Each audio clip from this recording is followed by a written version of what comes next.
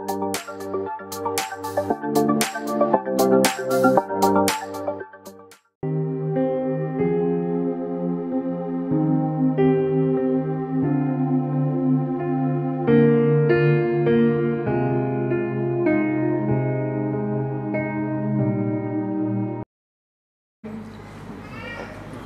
ख्रिस्ताने 40 दिवस दुःख सहन केलं आणि आपल्याला त्याचं गांभीर्य नाही.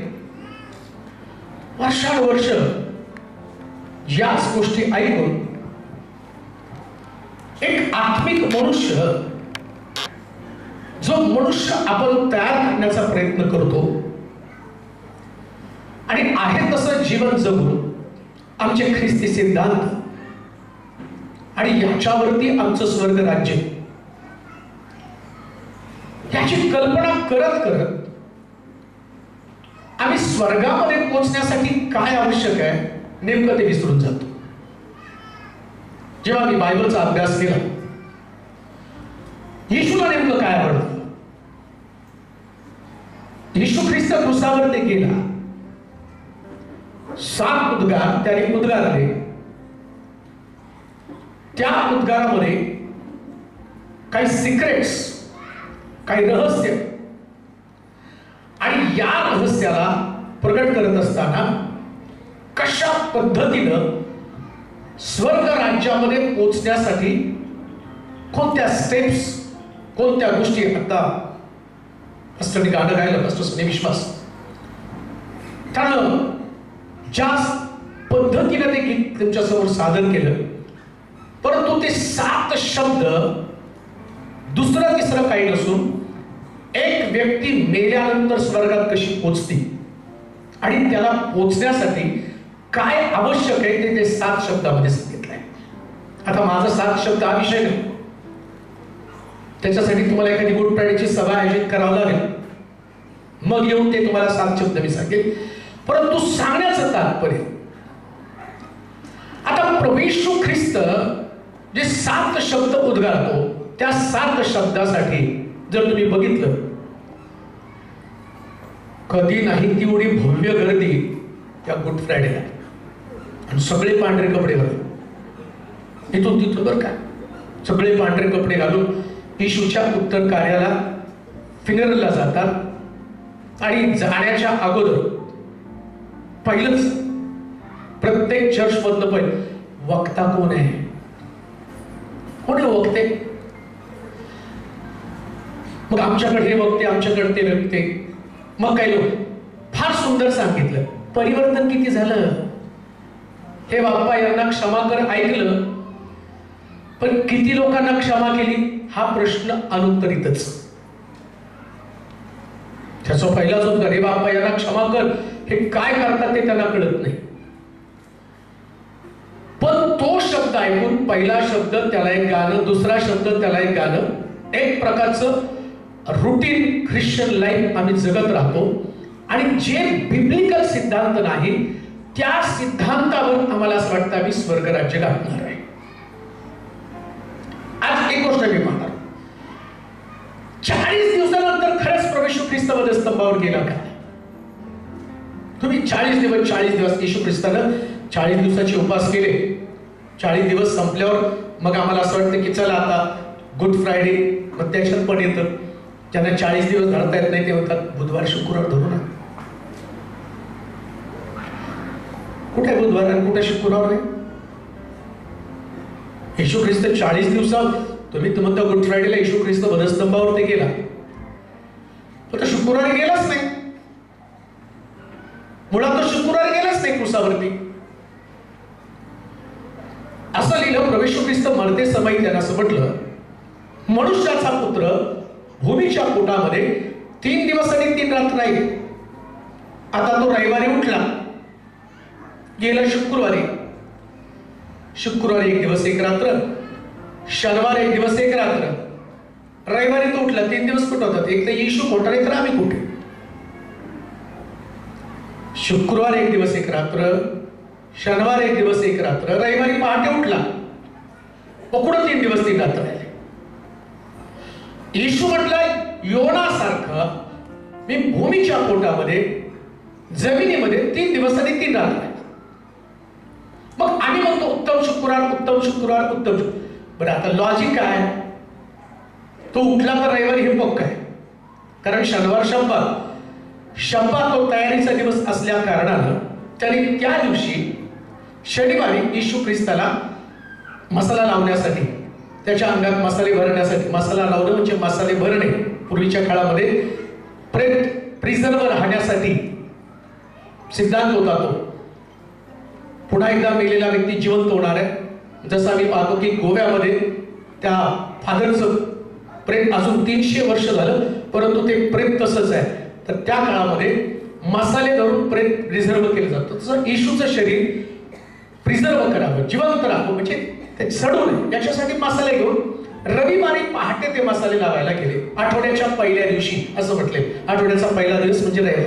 रविवार हा पण शब्दात नाही, शनिवार शब्दात आहे, त्याच्यात पडायचं नाही. पण तुम्हाला थोड्या थोड्या गोष्टी सांगून खरंच ते दुःखाचे दिवस आहेत का? मला विचारलं, टायटल मीच दिलंय ते, कारण मला माहिती ते टायटल ऐकल्यावर तुम्ही येणार. कारण आमची मानसिकता आहे ख्रिस्ताचं दुःख, ख्रिस्ताचं दुःख. याच्यात तुम्हाला दुसरा संदेश नाही चालणार. तुम्हाला काय पाहिजे? येशू ख्रिस्त क्रुसावर गेला, तेवढंच आम्हाला ऐकायचं.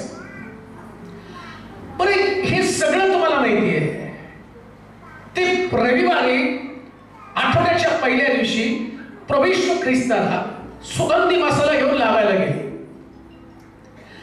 अजून एक गोष्ट मी तुम्हाला सांगतो, जे लोक मसाले घेऊन येशूला लावायला गेले, प्रभू येशू ख्रिस्त उठल्यावर त्या येशूनं मरियेला सांगितलं, बाई मला हात लावू नकोस.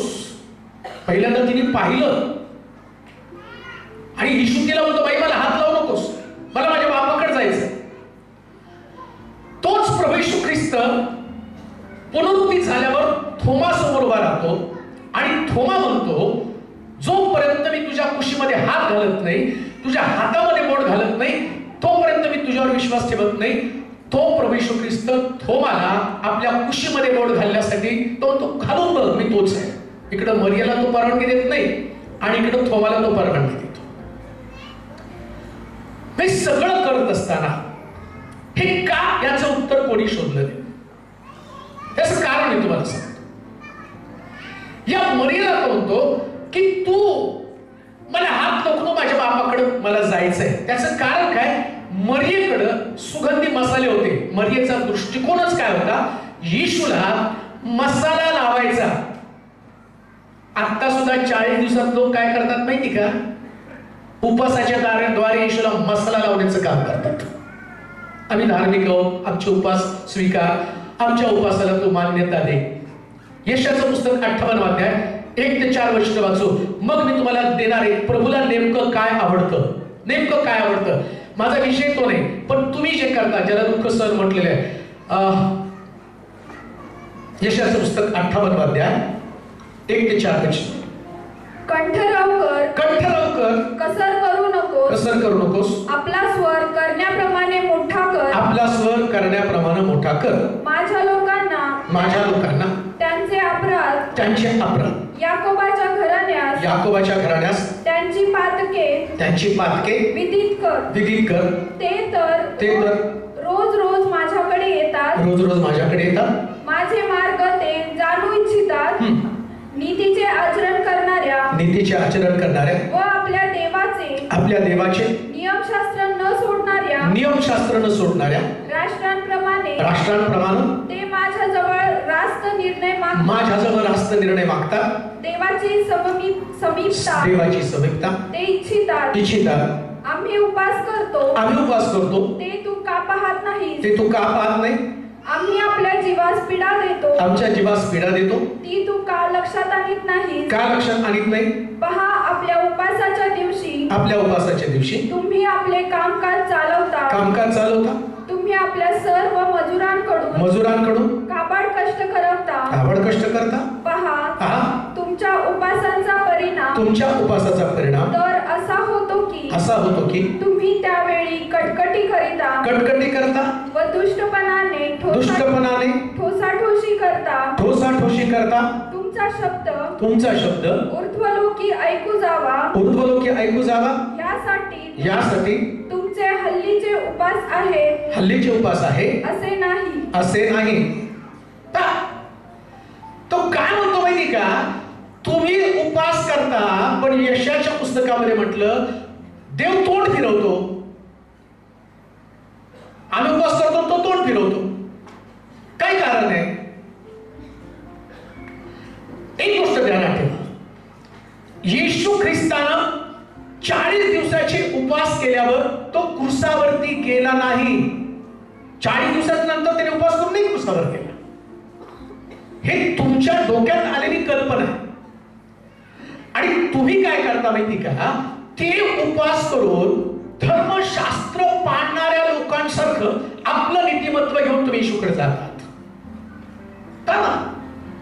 उपवासाचा नियम तर असा आहे, ज्या दिवशी तू उपवास करतो तुझा उपवास कोणा मनुष्याला कळायला नाही पाहिजे.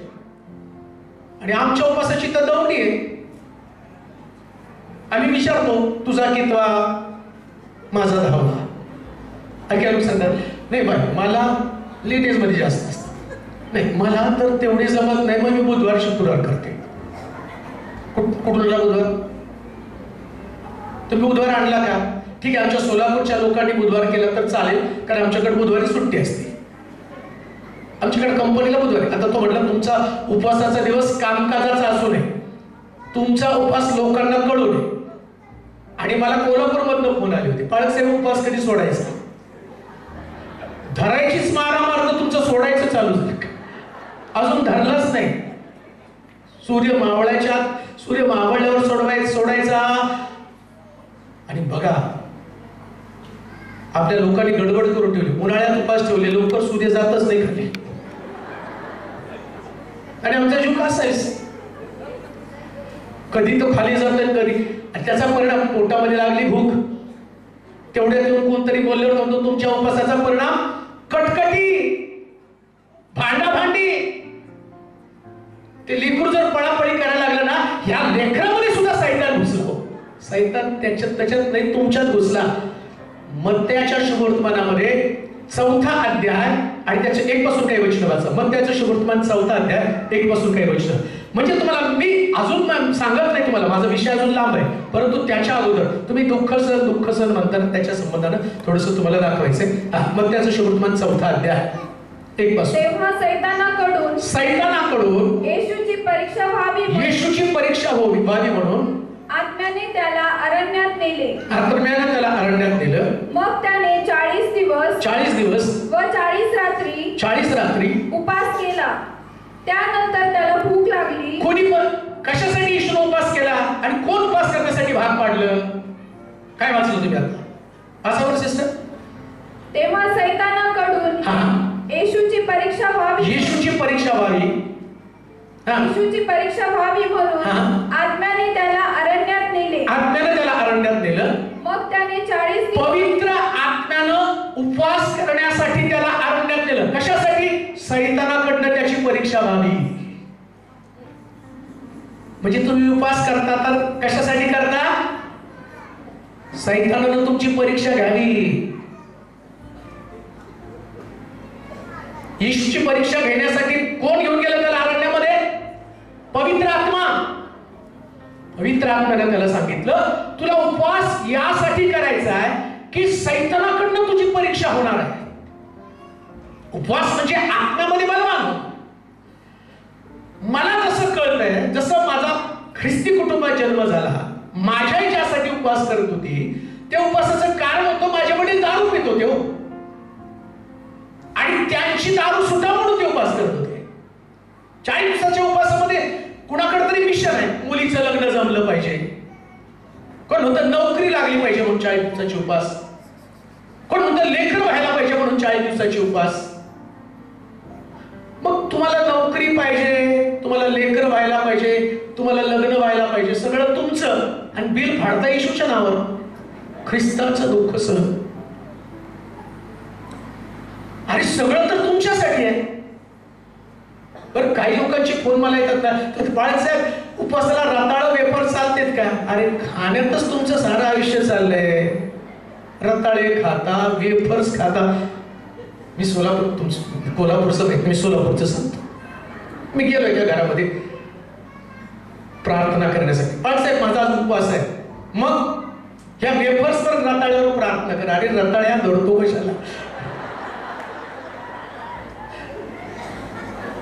आलाच तर ना, त्या रताळ्यावर प्रार्थना करा. म्हटलं रताळ ते नाही, रताळ हे.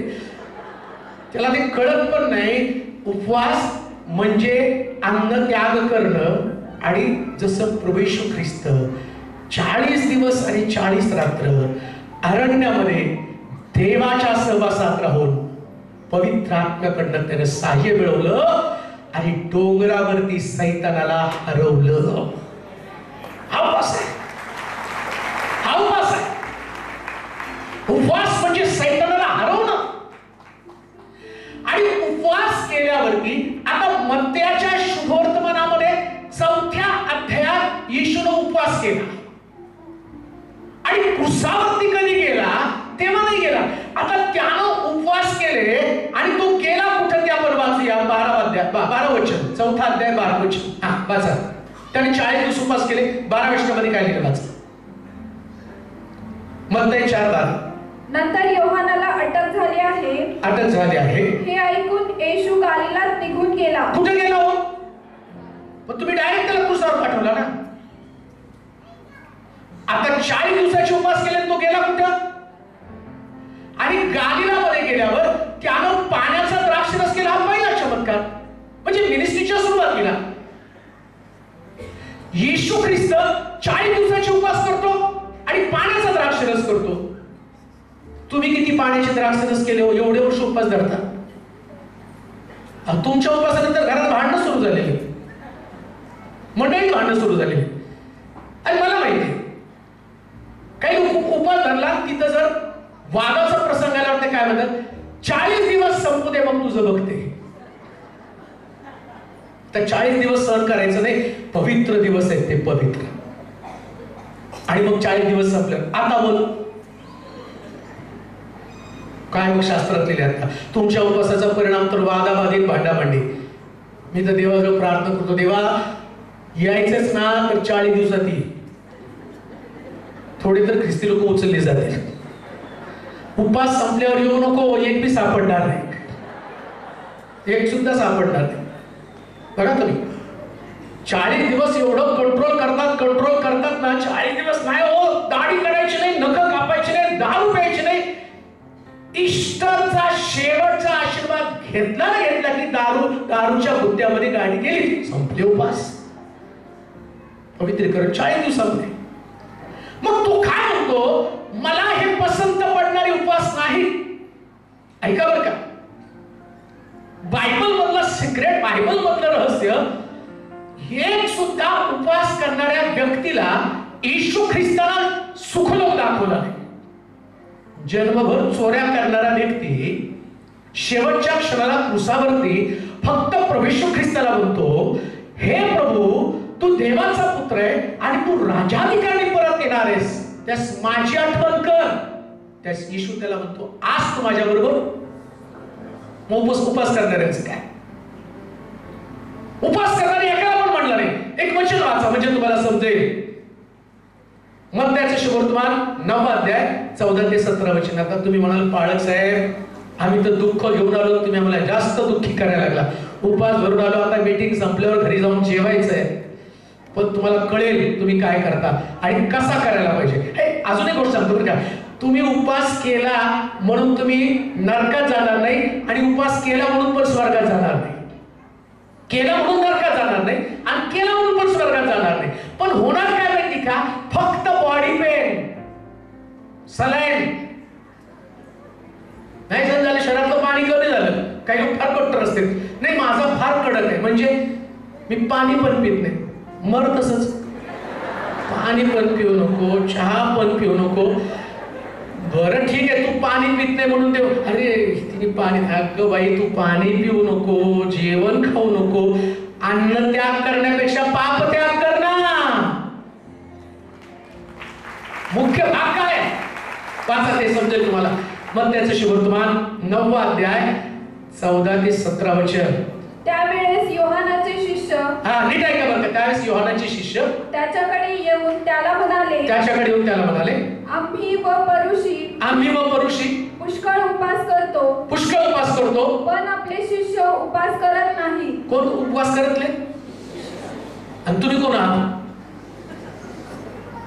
तुम्ही तो भरपूर करता. मला गुड फ्रायडेच्या उपदेशाला एकाने विचारलं, बाळासाहेब तुमचा आज उपवास आहे, उपवास करून उपदेश काय करू बाबा? तुम्ही 3 तासवर मला युद्ध लढायला सांगता. मी उपाशी राहतो तुम्हाला. अहो माझ्या पोटात गेलं तर मी ताकदीने सांगेल ना. मला माहिती ना उपास कधी करायचे. आज काय देवाने म्हटलं नाही शुक्रवारी तू उपास केल्याशिवाय प्रीचिंग करू नको, नाही तर तुझ्या प्रीचिंगला मी मानतच नाही, लोकांचं परिवर्तन करत नाही.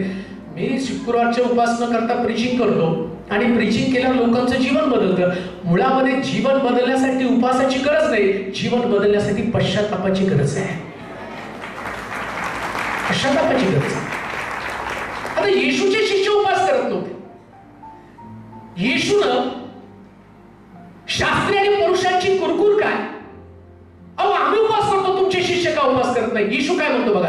हा काय म्हटलं येशू? येशू त्यांना म्हणाला वराढ्यांबरोबर. आता माझ्यासारखा पाळक असता तर काय म्हणला असता? अरे तोंडाला आवर घाला, हे उपास धरते तर तुम्हाला उपास धरता येत नाही का? लोकांसमोर तरी उपास धरा. येशूनं काय उत्तर दिलं बघा. वराढ्यांबरोबर वर आहे तोपर्यंत ते शोक करणे शक्य आहे काय? शोक करणं शक्य आहे काय? तरी असे दिवस येतील की वर त्यांच्यापासून काढून घेतला जाईल. तेव्हा ते उपास करतील. कोणी कोऱ्या कापडाचं ठिगळ जुन्या वस्त्राला लावत नाही. कोऱ्या कापडाचं ठिगळ जुन्या वस्त्राला लावत. आता बघा तुम्ही कसे ठिगळे आहात हे तुम्हाला कळेल. जे उपास आम्ही करतो ना ते आम्ही कसे ठिगळे. आमचं नाव, माझं नाव, तुमचं नाही नाव, तुमच्या कोणाचंच नाव घेत नाही, नाही तर कोल्हापूरचे लोक नो एंट्री करतील मला. तेलोर, माझं नाव तेलोर नाही, ठिगळे. का ठिगळे? तो म्हणतो तुमचे शिष्य उपास का करत नाही? येशू म्हणतो अरे तुम्ही ठिगळे. तुम्ही जे उपास करता त्या उपासाला त्याला काय उत्तर दिलं की जुन्या वस्त्राला नवीन ठिगळ कोण लावत नाही. म्हणजे काय? उपवास कोणी करायचा नेमका? उपवास करण्याची पद्धत काय? जुन्या वस्त्राला नवीन ठिगळ कोणी लावत नाही. लक्षात घ्या की वस्त्र जीर्ण झालं तर जीर्ण झालेल्या वस्त्राला तुम्ही किती पण नवीन ठिगळ लावा, ते जुनं असल्या कारणानं हे नवीन ठिगळ गळून पडतं किंवा ते ठिगळ लोकांच्या नजरेमध्ये येतं. मग आमच्यामध्ये सुद्धा जुनं पण आहे आणि ते देवाच्या वचनातून आम्हाला समजून घेणं फार गरजेचं आहे की आम्ही जुने आहोत. उपास हे ठिगळ जुनं पण नाही गेलं.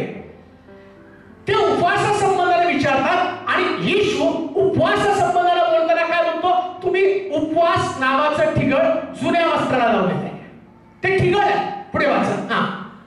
कारण धड करण्याकरता लावलेले ठिगळ त्या वस्त्राला फाडते. म्हणजे तुम्ही जे धार्मिकता, आता वस्त्र म्हणजे धार्मिकता असं लिहिले वचनामध्ये. सगळं मी काढून बसणार नाही कारण मला तिथं सांगायचंय, नेमकं मला सांगायचंय येशू ख्रिस्ताला उत्तर का क्रिया आवडती. तुम्ही दुःख सणाविषयी विचार करता, मला तुम्हाला उत्तर क्रियेमध्ये द्यायचं. काय प्रभूला आवडतं?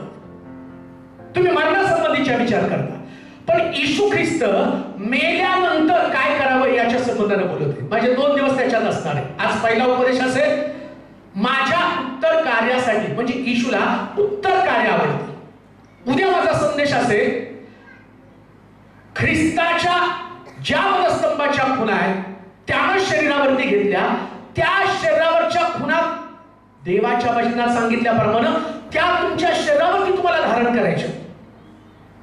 जसं हातामध्ये खिळे ठोकलेले, डोक्यामध्ये खून आहे, कुशीमध्ये खून आहे, पायामध्ये खून आहे, पाठीवरती खून आहे, त्या खुणा तुम्हाला धारण करायच्या. पण काय होतं माहिती का? सैतान इतका धूर्त आहे, इतका, आणि तो चाणक्ष आहे, तो लोकांना स्वर्ग राज्यापेक्षा धार्मिक कर्मकांडामध्ये अडकून ठेवतो. धार्मिक कर्मकांड, स्वर्गात जाण्यासाठी आवश्यक गोष्टी कोणत्या कोणी तुम्हाला त्याच्याकडे नाही बघू दे. आणि मुख्य स्वर्ग राज्य कर्मकांड करणाऱ्या लोकांसाठी नाहीये. येशू ख्रिस्ताने आला, सगळी कर्मकांड त्यांनी नष्ट करून टाकली. आता तुम्हाला कर्म करण्याची गरज नाही.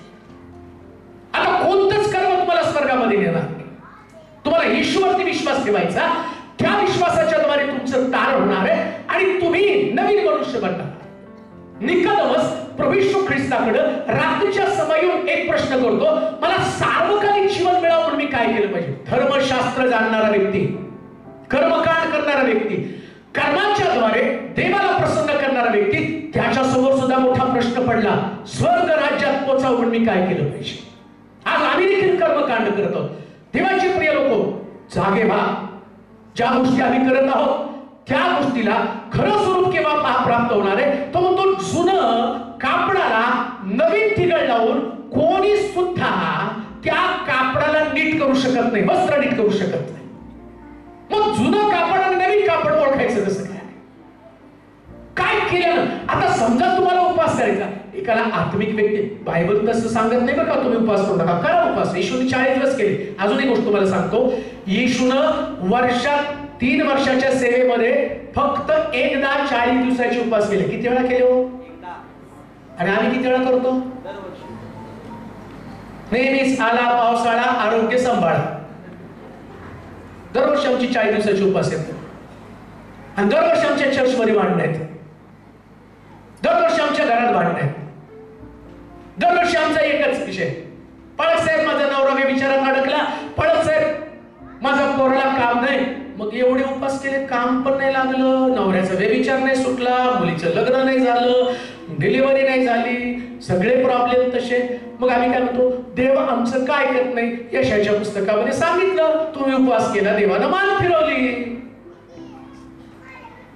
त्या मुलाला गप्प करा, नाही तर त्याला बाहेर खेळायला पाठवा आणि त्या पोराला बसवा त्याला एका जागी.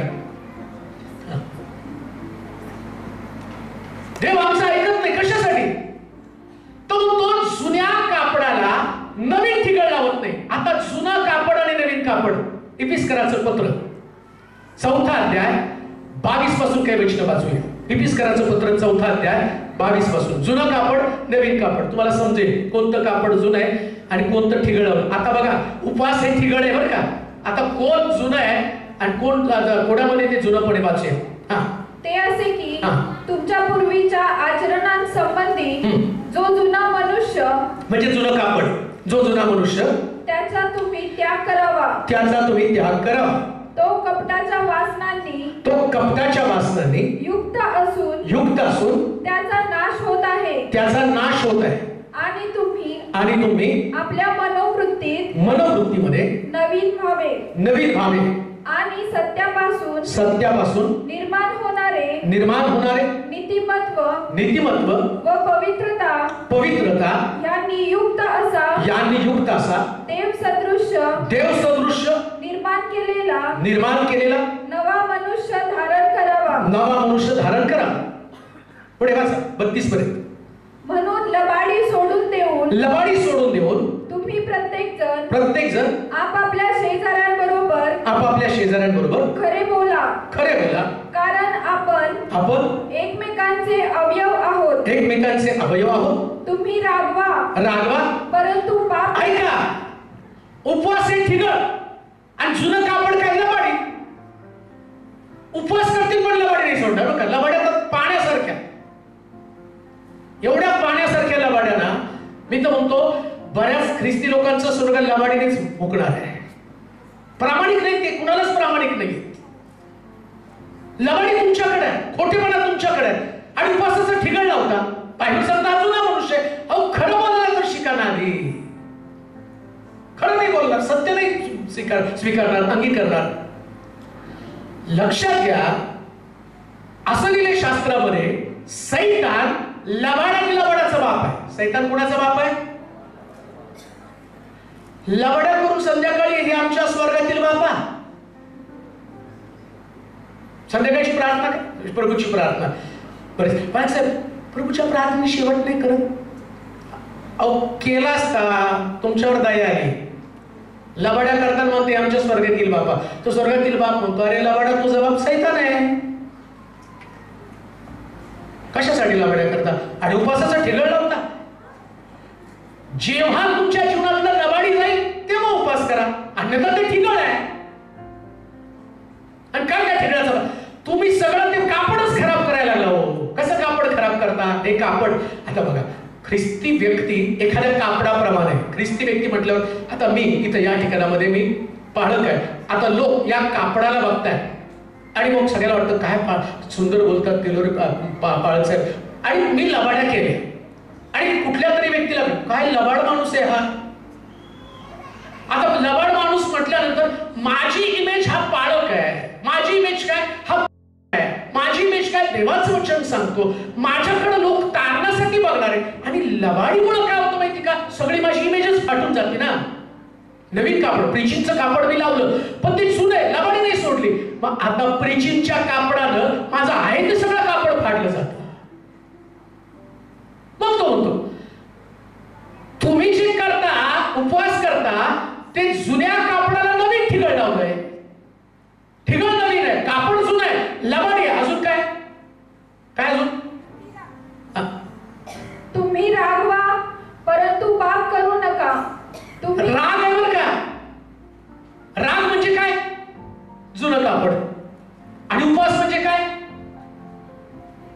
नवीन कापड, ठिगळ. राग काय तुमचं? आता जर मी तुम्हाला विचारलं ना किती लोकांना राग येतो, सगळे हात खाली ठेवतील, पण मनाला विचारा सगळ्याला राग येतो. आणि आमचा राग कसा असतो माहिती का, त्या पिक्चर मधल्या आमची पिढ्या वैर आहे. आणि संध्याकाळी बसल्यावर प्रभू आज आला तर स्वर्गात घेऊन जा. अरे ठिगळ कशाला स्वर्गामध्ये, हे चिंधी कशाला स्वर्गामध्ये? राग तर तुमचा जात नाही, वर्षानुवर्ष तुमच्याकडे राग आहे. आणि बायबल काय सांगतं माहिती का, रागवा पण पाप करू नका. म्हणजे काय हो, एक व्यक्तीचा राग कुठपर्यंत असला पाहिजे, सूर्य मावळेपर्यंत तुमचा राग असला पाहिजे. इकडे सूर्य खाली गेला आणि इकडे तुमच्या रागाचा पारा उतरला. राग गेला पाहिजे.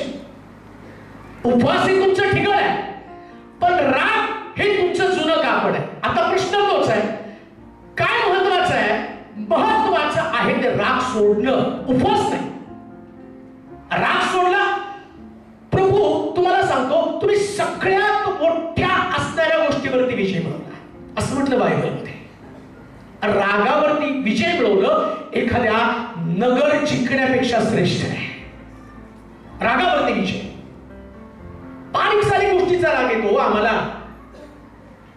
अहो मी बऱ्याच ठिकाणात सभेला गेल्यावरती मीटिंग झाली, भांडणं झाली, सभा झाली, लोक आले, आशीर्वादित झाले, आणि सभा संपल्यावर भांडणं का? मला खुर्ची दिली नाही. मग मला कशाला बोलवलं? ह्यालाच बोलत, ह्यालाच खुर्चीतून नाचायला लावायचं होतं तिथं. आणि सभेचं नाव आध्यात्मिक संजीवन सभा. हे बघा संजीवन, खुर्चीसाठी राग. काय माझं नाव नव्हतं त्याच्यामध्ये, जीवनाच्या पुस्तकात नसलं तरी चालत, पॉम्पलेटवर द्यायचं. जीवनाच्या पुस्तकात कोण बघतंय जीवनाचं पुस्तक? पॉम्पलेटवर ते नाव नाही, माझं नाव नाही. मी डोनेशन दिलं 501 रुपये तुझं डोनेशन, आणि त्याच्यात तुझा पुकारा लावलंय ठिगळ. उपवास उपवास उपवास उपवास.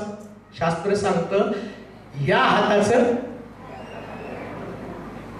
उपवास तेव्हा करा जेव्हा खाली बसण्याची ताकद तुमच्याकडे असेल. उपवास तेव्हा करा जेव्हा रागावरती विजय मिळवण्याची ताकद असेल.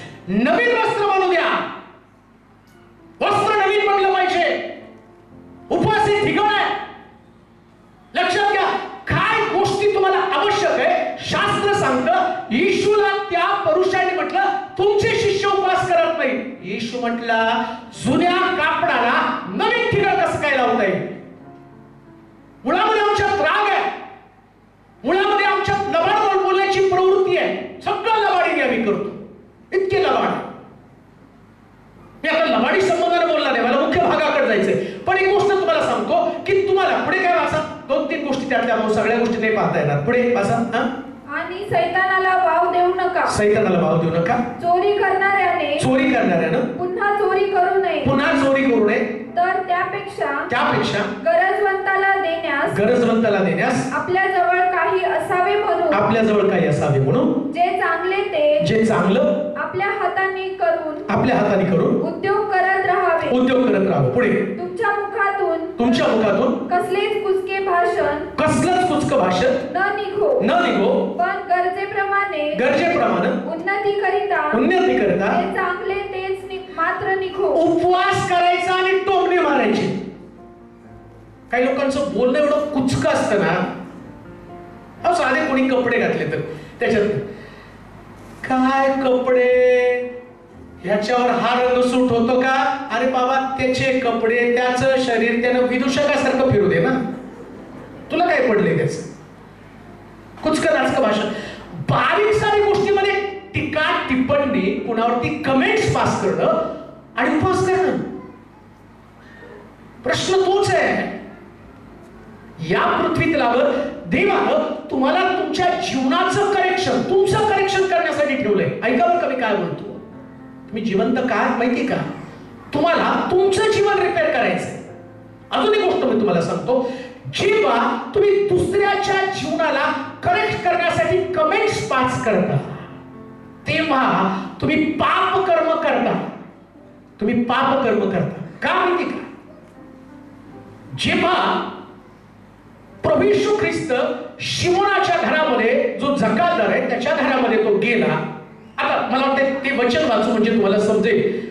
मला जे सांगायचं ते त्यातनं तुम्हाला समजेल. काय मला मत्त्याचं शिवर्तमान 6वा अध्याय 26वा अध्याय 6 पासून 13 पर्यंतची वचन वाचू म्हणजे तुम्हाला नेमकं काय ते समजणार आहे. मत्त्याचं शिवर्तमान 6वा अध्याय 26वा अध्याय 6 ते 13 वचन. तेव्हा येशू बेथानीत कुष्ठरोगी शिमोन ह्याच्या घरी असता कोणी एक स्त्री बहुमोल सुगंधी तेलाची अलाबास्त्र कुपी घेऊन त्याच्याकडे आली आणि तो भोजनास बसलेला असता तिने त्याच्या मस्तकावरती ओतली. हे पाहून शिष्य रागावून म्हणाले, हा नाश कशाला? हे सुगंधी तेल विकून पुष्कळ पैसे आले असते व ते गरिबांना देता आले असते. येशूने हे जाणून त्यांना म्हटलं, ह्या स्त्रीला का त्रास देता? हिने तर माझ्यासाठी चांगले कृत्य केले आहे. कारण गरीब नेहमी तुमच्या जवळ आहे, परंतु मी तुमच्या जवळ नेहमी आहे असे नाही. हिने सुगंधी तेल माझ्या शरीरावर ओतले. हे माझ्या उत्तर कार्यासाठी केले. पुढे, मी तुम्हाला खचित सांगतो सर्व जगात जेथे ही सुवार्ता गाजवती तेथे हिने जे केलं तेही हिच्या स्मरणात सांगतील. बस, तुम्ही प्रभू येशू ख्रिस्ताचं दुःख सहन, तो क्रुसावरती गेला. याच्यामध्ये येशूला आवडता येशूने उपवास केले म्हणून तुम्ही उपवास करता. आणि प्रभू येशू ख्रिस्त उपवासाचं खंडन करतो. तो उपवास करणं म्हणजे जुन्या कापडाला नवीन ठिकाण लावणं. आता बघा, शास्त्री आणि परुषी उपवासाची तक्रार घेऊन येशूकडे येतात आणि येशू त्याचं खंडन करतो. त्यानंतर येशूचे शिष्य मरियेनं अलाबास्त्र कुपी फोडली ही तक्रार घेऊन त्या स्त्रीला दोष देतात आणि येशू तिचं समर्थन करतो. मग काय महत्वाचं मी तुम्हाला सांगणार आहे. इम्पॉर्टंट काय महत्वाचं आहे, प्रभूला काय पसंत पडतं. यशाच्या पुस्तकामध्ये उपवासासंबंधाने तो म्हणतो, हा मला पसंत पडणारा उपवास आहे काय? तुम्ही घरी जाऊन वाचा. तुमच्या उपवासाचा दिवस आहे, कटकटी आहे, शरीराला त्रास देणं आहे, लवण्यासारखं डोकं लावणं आहे, सगळ्या गोष्टी त्याच्यात सांगितलं. कामकाज करणं, काबाड कष्ट करणं, सगळ्या गोष्टीचा उल्लेख त्याच्यात केला. तो तुम्हाला पसंत पडणारा उपवास नाही. मुळामध्ये यशाच्या पुस्तकात तुम्ही वाचलं तर असं म्हटलं, उपवास करता त्या दिवशी, नीट ऐका, उपवास म्हणजे नुसतं उपाशी राहणं नाही. ज्या दिवशी तुम्ही उपवास करता त्या दिवशी घरामधलं अन्न जो ज्याला भूक लागली, ज्याला कोणी देत जो आणि ज्याला भाकर खाण्याची कुवत नाही, ताकद नाही, त्या उपवासाच्या दिवशी तुम्हाला गरीबाला घरामध्ये आणून त्याला जेवण द्यायचं, ही उपवासाची पद्धत जुन्या घरात सांगितली. मला प्रश्न पडतो, तुम्ही आता उपवास करताना, आता जर तुम्ही चर्चेस मध्ये बघितलं, फेसबुकला बघा, पूर्वी नव्हतं पण आता झालं, सगळे मंडळीचे लोक एकत्र येतात आणि मग ते म्हणतात की अमक्या अमक्या परिवारातर्फे यांना, अरे त्यांना नाही, ते घरी जाऊन खाऊ शकतील. जो भुकेला आहे, रोडवरती गरीब आहे, त्याला अन्न द्यायचा तो उपवास आहे. पण सगळ्याला छेद दिला, सगळ्याला छेद दिला. मुळामध्ये प्रभूला काय आवडतं त्याचा कुणी शोध घेतला नाही, हे आमच्या डोक्यातलं आहे. आम्हाला कुणीतरी सांगितलं. आता आम्ही वाचलं, येशू ख्रिस्त 40 दिवसाचा उपवास धरला, तो काना गावात गेला, लग्नाला गेला, चमत्कार केला. 40 दिवसानंतर आम्ही तर त्याला कुसावर देऊन मोकळे होतो ना. काय संबंध आहे त्याचा? काय लॉजिक आहे? जे बायबलमध्ये नाहीच आहे. आणि आम्ही म्हणे ते 40 दिवस संपले, आता येशू ख्रिस्त क्रुसा. अरे त्याच्यानंतर त्यांनी 3.5 वर्ष सेवा केली. पहिला चमत्कार येतो, 3.5 वर्षाचा गॅप मध्ये पडला आणि आम्ही गॅप मध्ये धरला डायरेक्ट त्याला क्रुसावरती आणि लगेच आमची तयारी पण सुरू झाली. आणि काय या 40 दिवसामध्ये काय दिवे लावतो आम्ही? मी सोलापूरमध्ये, मला आठवतो पहिली नवीन सोलापूरमध्ये प्रवेश केला, मला वाटते 27 वर्षापूर्वीची गोष्ट असेल. एका ठिकाणी सभा झाली, मग आमचं क्वायर बोलवलं, मग क्वायर गेलो. त्याने आम्हाला सक्त ताकीद दिली, या पण ढोलकी पेटी आणि कॅसिओ आणायचं नाही. म्हटलं का? दुःख सहनाचे दिवस आहेत. कोणी सांगितलं तुम्हाला दुःख सहन केलं? 40 दिवस येशू ना. एक दिवस रात्री तर शुक्रवारी आता आपण गुरुवारी त्याला पकडलं. एक दिवस त्याला टॉर्चर केलं. 40 दिवस तुम्ही टॉर्चर करता उपवास धरून धरून, एकच दिवस त्याला टॉर्चर केलं.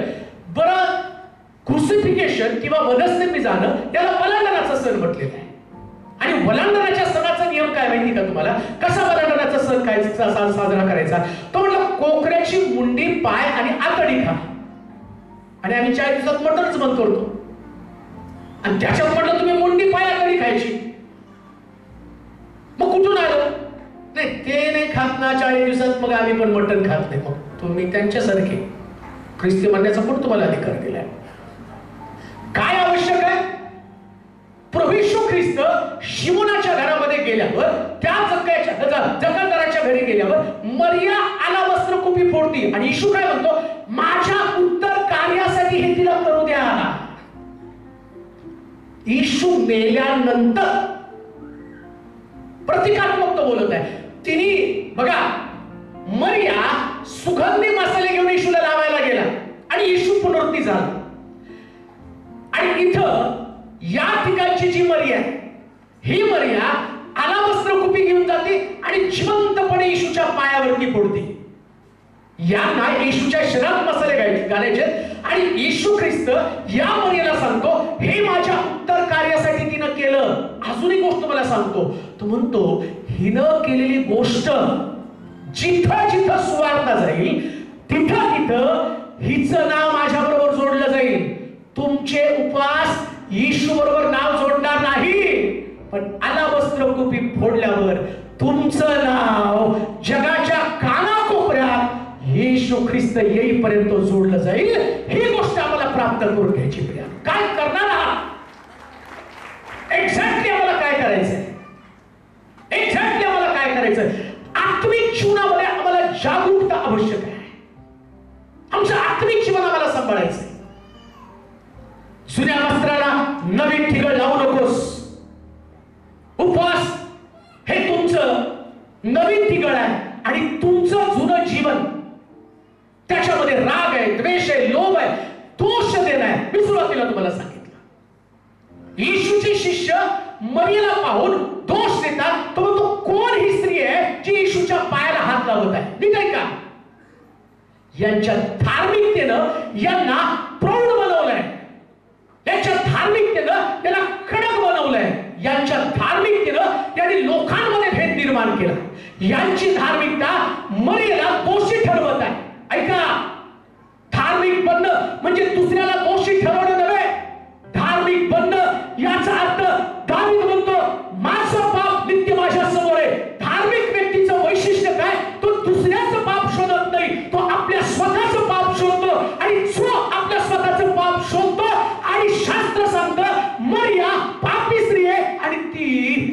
त्या डोळ्यातल्या अश्रूंनं येशूचं चरण भिजवत होती. तिने उपवास केला नाही, पण तिने पश्चाताप केला. हे प्रभू, सारा जन्म व्यभिचार केला, पण उद्धारक सापडला, तारक सापडला. आता व्यभिचार नव्हे तर डोळ्यातल्या अश्रूंनं तुझे पाय भिजवते, आणि या पायामध्ये माझं समर्पण आहे, या पायामध्ये माझं समर्पण आहे. लक्षात घ्या, जेव्हा प्रभूकडे येता तेव्हा धार्मिक बनून येऊ नका, पापी बनून येऊ. त्याच्याकडे या, पापी बनून या. धार्मिकता तुम्हाला गर्विष्ठ बनवते, गर्विष्ठ बनवते. प्रिया, हाच प्रॉब्लेम झाला शास्त्री पुरुषांचा. ते येशूला म्हटले, तुझे शिष्य उपवास करत नाही. म्हणजे काय? आम्ही धार्मिक आहोत, आम्ही धार्मिक आहोत. तुम्ही धार्मिक, जी गोष्ट तुमच्यामध्ये आढळता, प्रौढी निर्माण करते, ती गोष्ट करू नका. जी गोष्ट तुम्हाला नम्र बनवते ती गोष्ट करा. आणि नम्र काय बनवतो माहिती का माणसाला? पश्चाताप माणसाला नम्र बनवतो. पश्चातापच तुम्हाला नम्र बनवतो. पौल 3 स्वर्गामध्ये जाऊन आला. पौलाचं चरित्र जर तुम्ही वाचलं, मगाशीच आम्ही डिस्कशन करत होतो पौलासंबंधात.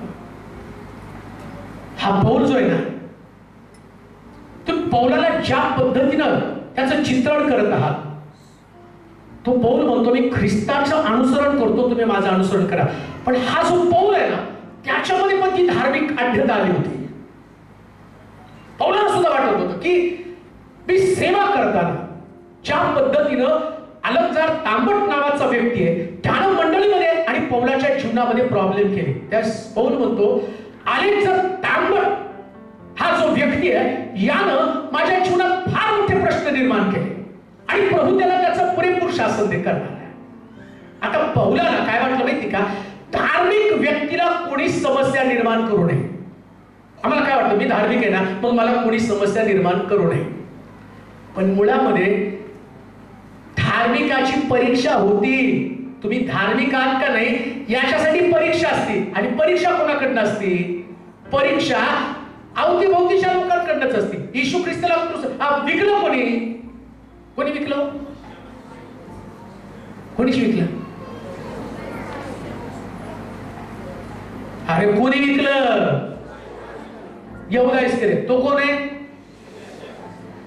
म्हणजे परीक्षा कोणाकडनं झाली? बरं, तो यहूदा 500 येशूचे शिष्य होते, काढले कटछाट 120, मग 70 मधनं 12. आता विचार करा, येशूने निवडलं. हो, आम्ही जर निवडलं तर आमची चूक मान्य आहे. मी निवडताना काय करू? कोण पळापळी जास्त करतो, कोणाकडे मोठं बायबल आहे, कोण मला पाणी आणून देतो, कोण मला, आणि माझी बायबल बॅग घेऊन पळतो. अरे हा खूप धार्मिक आहे, नीती माझी. येशूचं तसं नाही. येशूनं तिथं त्या एकाने विचारलं, काय कैसरला कर देणं योग्य आहे का? त्याने काय केलं? इकडे जा, तिकडे गळ टाक, तुला एक मासा सापडेल, माशाच्या पोटामध्ये 2 नाणी सापडतील, आणि ती 2 नाणी घेऊन ये. आणि पेत्र गेला, गळ टाकला, मासा पकडला, 2 नाणी. अरे प्रभू, माशाच्या पोटात 2 नाणी, समुद्रामधला मासा. पेत्रा, येशूला कळलं त्याच्या पोटात 2. अहो विचार करा, सगळ्याच्या पोटातलं येशूला समजतं, यहूदाच्या पोटात काय येशूला समजलं नसेल का? मग तरी त्याला निवडलं. आणि कशाला निवडलं? त्याला धरून देण्यासाठी थोडी निवडलं. ते त्याला धरून देण्यासाठी नाही निवडलं. काहीतरी क्वालिटी त्याच्यामध्ये होती ना. पण परीक्षेसाठी त्याला वापरलं ना. तशी तुमची परीक्षा होणार आहे.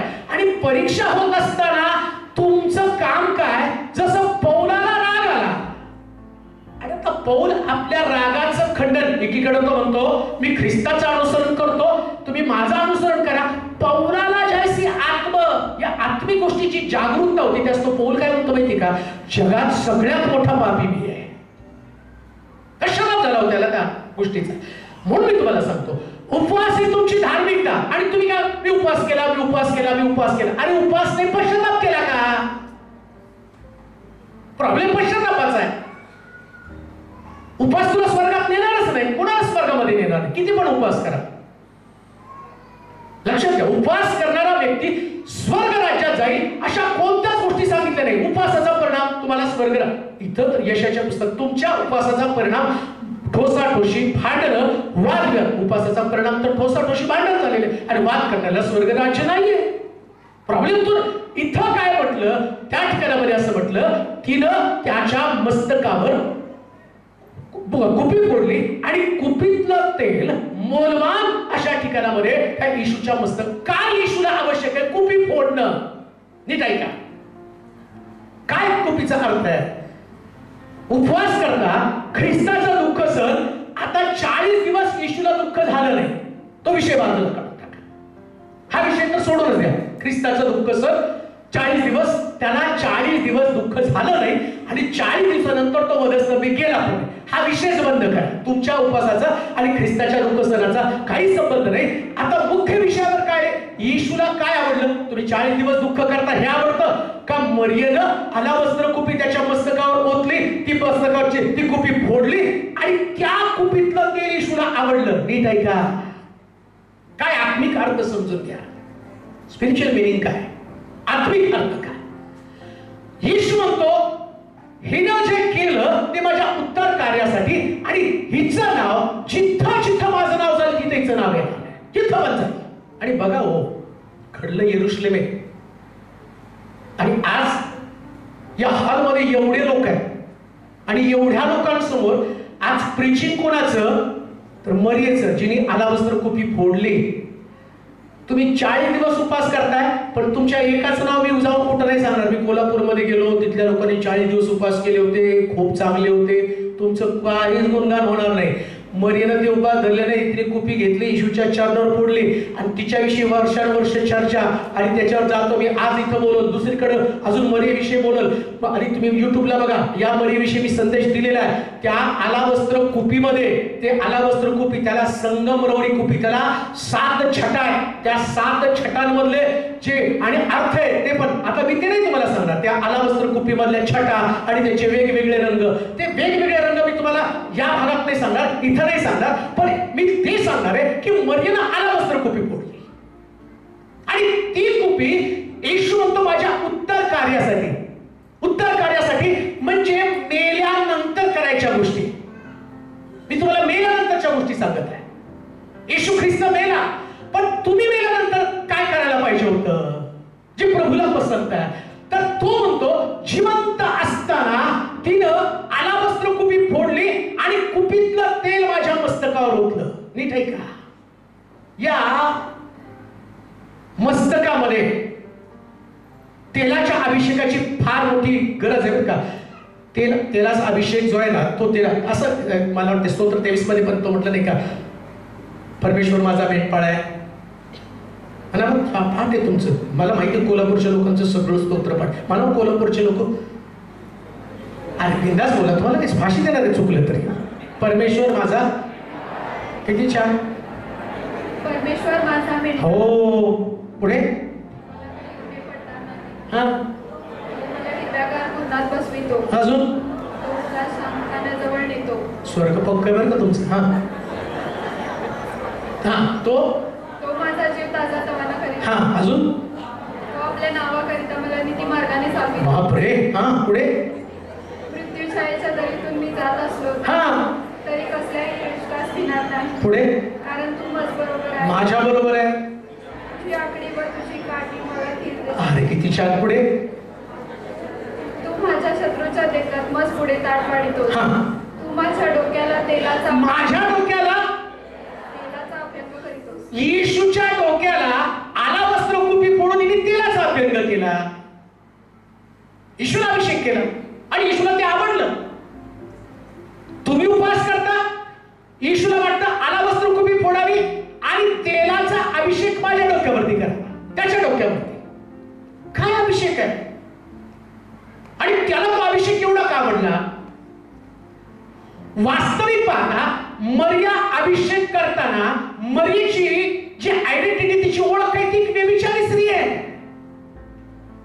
ते लोक काय म्हणतात माहिती का, ज्या स्त्रीनं याच्या पायाला हात लावला ती कोण आहे याला कळलं असतं ना, हा संदेश काय, आणि यानं तिला कसं काय पायाला हात लावू गेलं.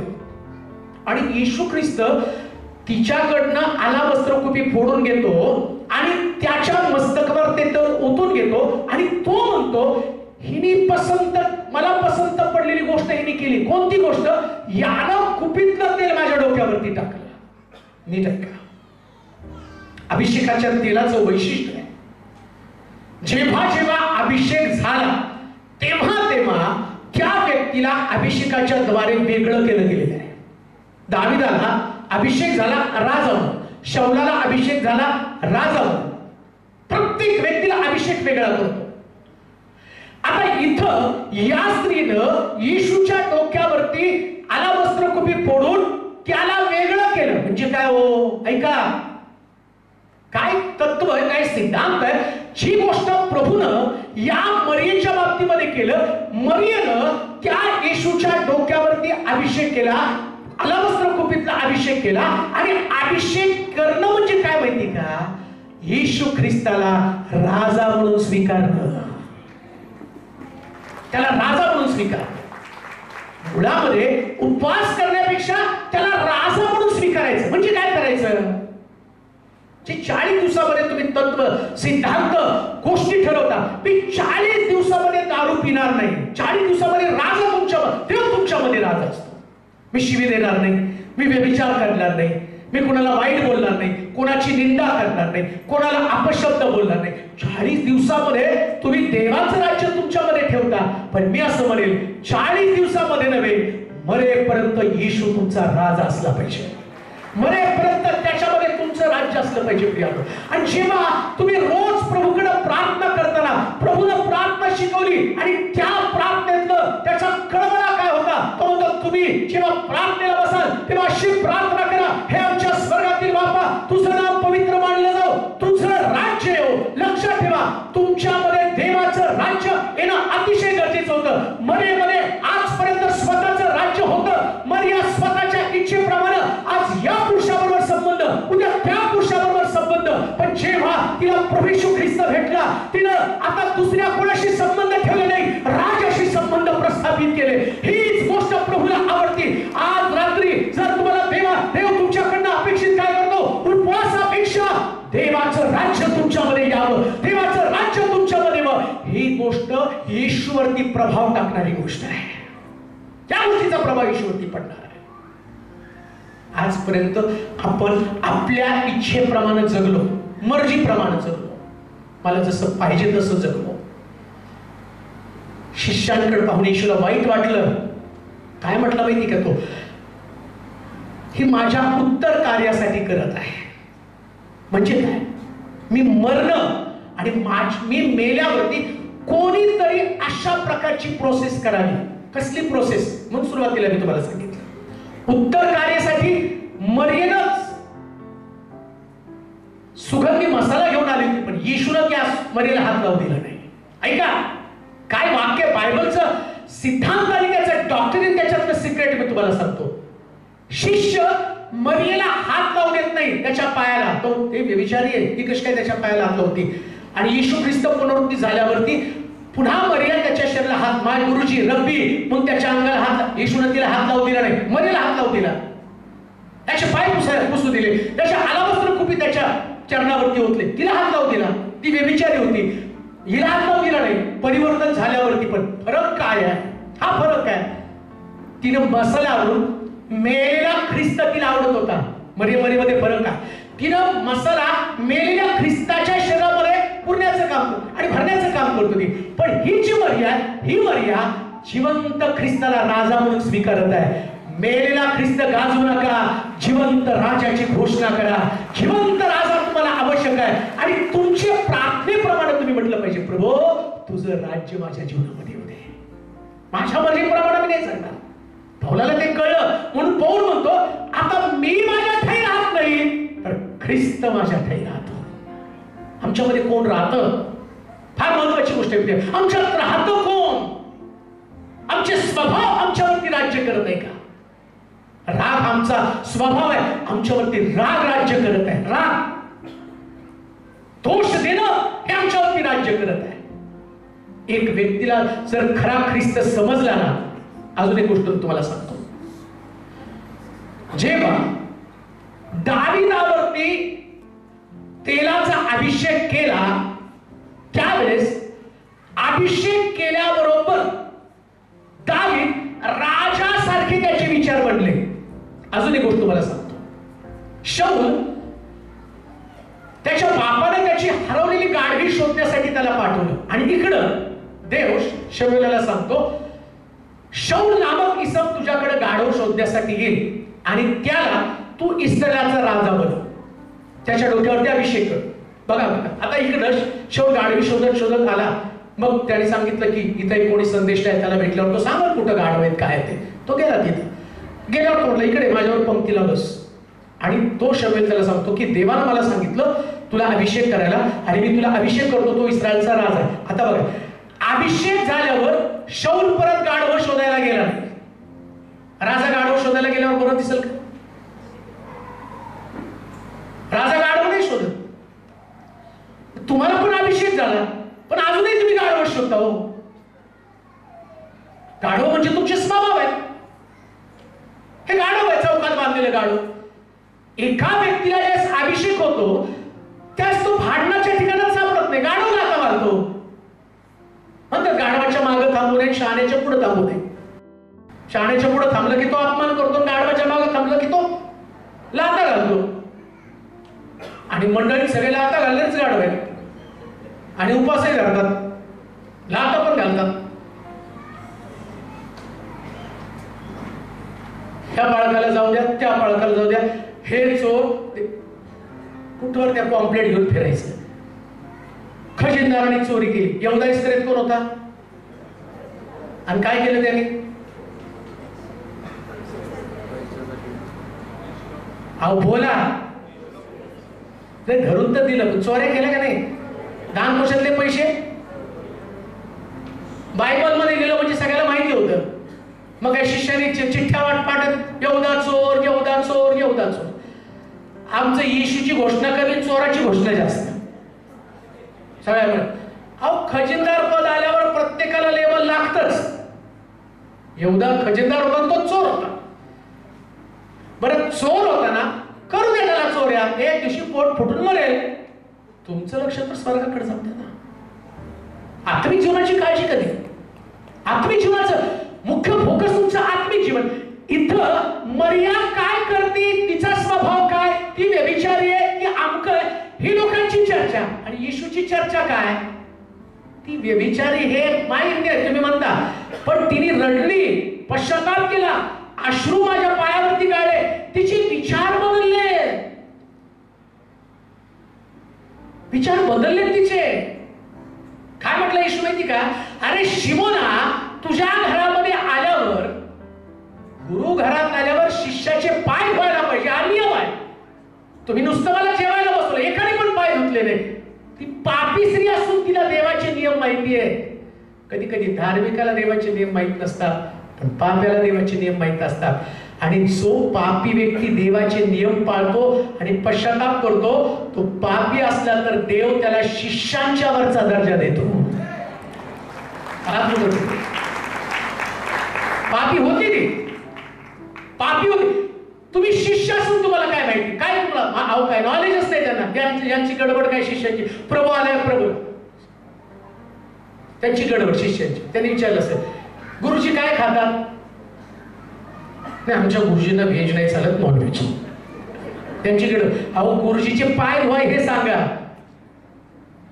मला. तुम्ही सांगा जक्क्याच्या घरामध्ये गेल्यावर असं जक्क्या त्वरा कर खाली, आज मला तुझ्या घरी जेवायला. काय जेवलं जक्क्याच्या घरामध्ये? येशू प्रकटीकरणाच्या पुस्तकामध्ये तोच होतं, पाणी द्वाराशिवाय द्वार ठोकीत आहे, जो कोणी माझी वाणी ऐकेल मी आतमध्ये येईल आणि मी त्याच्याबरोबर जेवेल. काय जेवणार आहे तो? जक्क्याच्या घरात काय जेवला? शिमोनाच्या घरात काय जेवला? जेवण हा प्रश्न नाही, जेवणानंतरची प्रोसेस महत्वाची. कोणती प्रोसेस? जक्क्याच्या घरामध्ये प्रोसेस काय? कोणतं जेवण आहे? वाक्य काय लिहिलं त्या ठिकाणामध्ये? जक्काय येशू जेवणाच्या टेबलवरती बसल्यावर जक्काय म्हणतो मी कुणाचं कुभांडानं घेतलं असेल चौपट परत करतो, अर्धद्रव्य गरिबाला देतो, येशूला ढेकर आली हो, हेच तर माझं खाद्य आहे. एक व्यक्तीचा पश्चाताप हे प्रभूपर्यंत पोहोचणार सगळ्यात उत्तम भोजन आहे. आणि तीच गोष्ट आम्हाला अत्यावश्यक आहे. ही गोष्ट प्रिय धार्मिकता घेऊन तुम्ही देवाकडे जाऊ शकत. उपवास हे तुमचं ठिकाण आहे, पश्चाताप हे प्रभूचं खाद्य आहे. प्रभूला त्या म्हणतात. मरियेनं आला वस्त्र कुपी फोडली. कुपी फोडणं फार गरजेचं आहे. लक्षात घ्या, आज रात्री कुपी फोडणं हे मस्तकातले विचार त्या मला फोडून टाकायचे. आमच्या डोक्यामध्ये दुष्ट विचार आहेत, त्या विचारांमध्ये आम्ही चालत आहोत. स्वतःला नीतिमान ठरवणं, दुसऱ्याला पापी ठरवणं आणि त्याच्यामध्ये समाधानी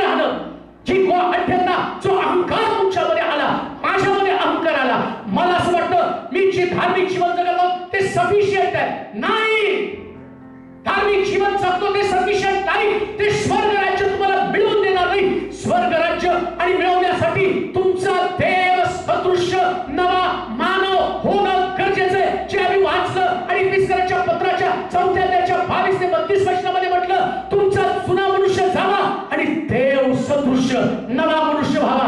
तुम्हाला ख्रिस्तासारखं बनायचं. येशू ख्रिस्ताला देवानं जगामध्ये यासाठी पाठवलं, एक परफेक्ट मनुष्य कसा असावा, एक परिपूर्ण मनुष्य कसा असावा.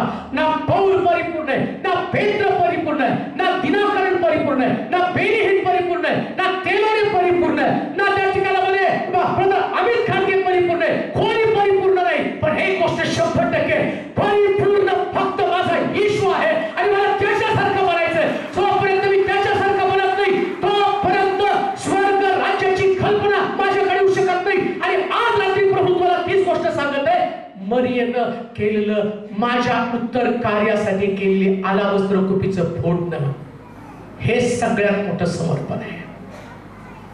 सगळ्यात मोठं समर्पण ते आहे. जुन्या गोष्टीची तुम्हाला जाणीव व्हायला पाहिजे. मी काय चुकलो, कुठं चुकलो, देवाला काय आवडतं, देवाला पसंत पडणारी गोष्ट कोणती. उत्पत्तीचं पुस्तक 8वा अध्याय 20 ते 22 वचन वाचूया. मला वाटतं संपायला पाहिजे. 5 मिनिट चालेल, फक्त एकच वाचू मग सोडून देऊ. बरेच मुद्दे राहिले पण ठीक आहे. नंतर नोहाने परमेश्वरासाठी वेदी बांधली आणि त्याने सर्व शुद्ध पशु व सर्व शुद्ध पक्षी यातलं काही घेऊन त्या वेदीवर त्याचे होमार्पण केले. बस, तिनं अर्पण काय केलं तर तिनं आलावस्त्र कुपीमधलं अत्तर त्याच्या चरणावरती अर्पण केलं आणि प्रभूला तिचा सुवास आला. आणि इकडं सुद्धा नोहानं तिथं एक अर्पण केलं आणि त्या अर्पणाचा सुवास परमेश्वराकडे गेला. कोणतं अर्पण? ज्या अर्पणामध्ये शुद्धता आहे, शुद्ध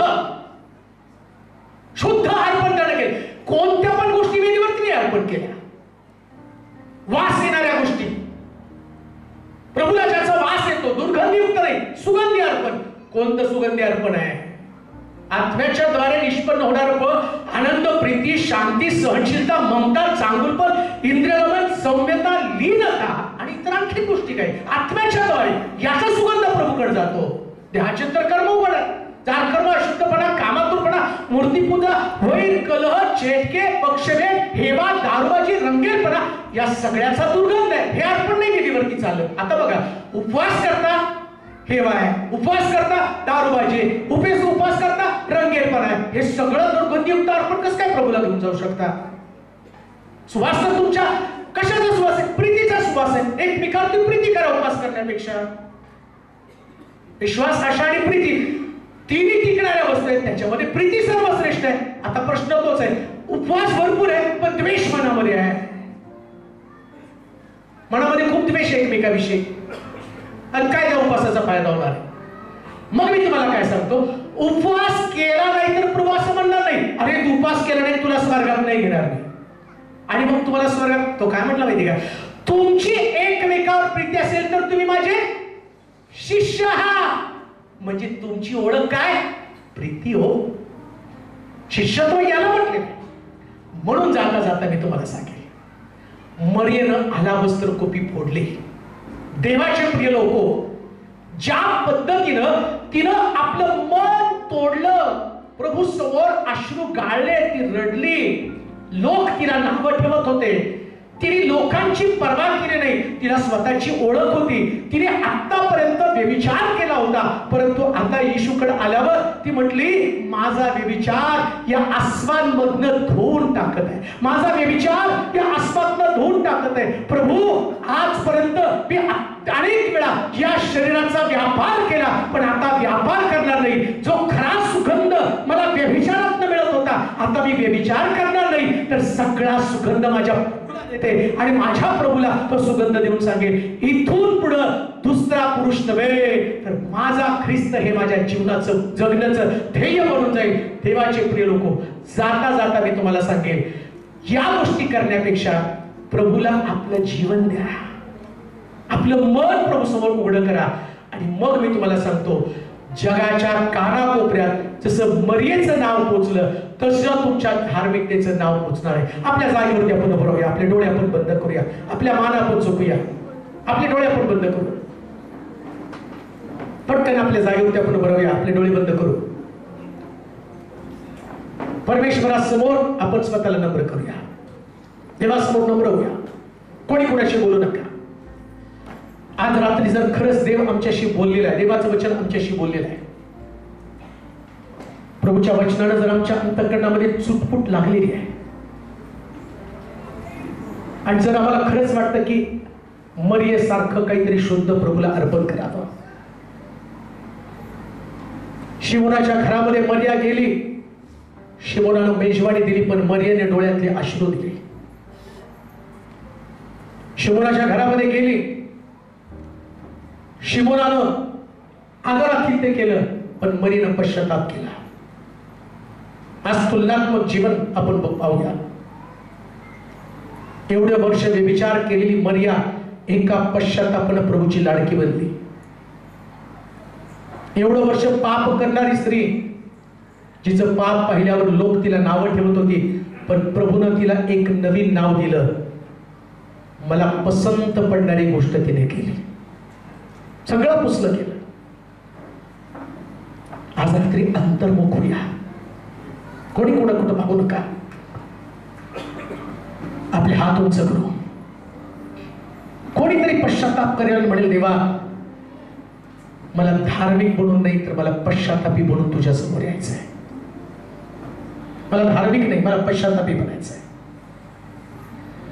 आज कोणाला वाटतं की खरंच